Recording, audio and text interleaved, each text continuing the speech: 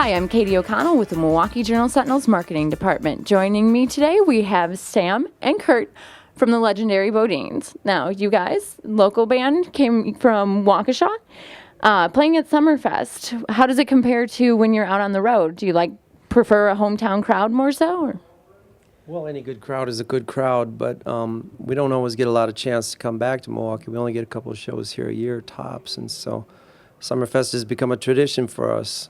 I believe we've played it more than anyone, and we always saw it as a tradition in our camp, so it's kind of like coming home for us, yeah. Do you have any great... It's like a big hug. Do you have any Summerfest memories that stand out? Well, I think the first time we played at the Marcus Amphitheater will always be a great memory because it's a special, special place, and when you have 24,000 people, like I said, when you walk out there, just like this big hug, and I think that's a really good way to describe it because it's just you feel the love from the moment you walk out there, and it just enables you to just put on a great show. And you have a new album, Indigo Dreams. How does that compare to your previous work? It's very much like other work we've done. We try to write classic songs with guitars and ringing harmonies, and this is based on that same philosophy. We're not about trying to create or recreate ourselves, so it's more up-tempo than the last record, a little more lighter in subject matter, but very much the same of what we do, just rocking guitars and good beats, simple melodies. It's full of it. Do you think that continuation of the sound that you've perfected is what keeps your fans so loyal?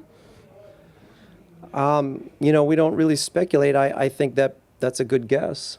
I think what we've said before is we aren't really good at hyping ourselves and recreating ourselves, but that consistency is something that people have come to enjoy about us. So I think that they come back, and when you come to the town, it's something they're like, oh, I know these songs, I can sing these songs, this is great, this is a good time, and so yeah, hopefully that's why they come back.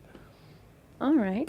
Yeah, I think a lot of our fans aren't the fans of music like, say, Britney or Nicki Minaj, or I don't even know who's out there right now. They like what they like and they want to hear that, and we kind of pretty much provide that for them, And at the same time, it's what we love to do, and so we just do what comes naturally and seems to work out. Now, your friendship is the big basis of the band and kind of the strong suit behind it, but you've had some lineup changes, mainly with the drummers.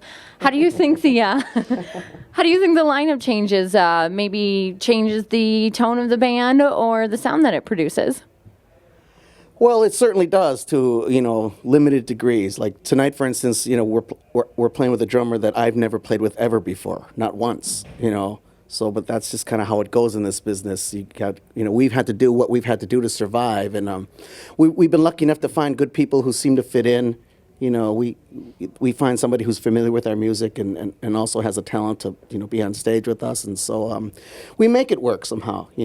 I don't think people are that. I think if I wasn't here or Kurt wasn't here, it would be a disaster. But we're both here, so that's the sound is generating from the two of us mainly. So I think that's as long as we have that intact, what's behind us will just support that. All right. Well, thanks so much for taking the time to join me backstage at the Briggs stage here, and have a great time tonight out there. We will. Thank you.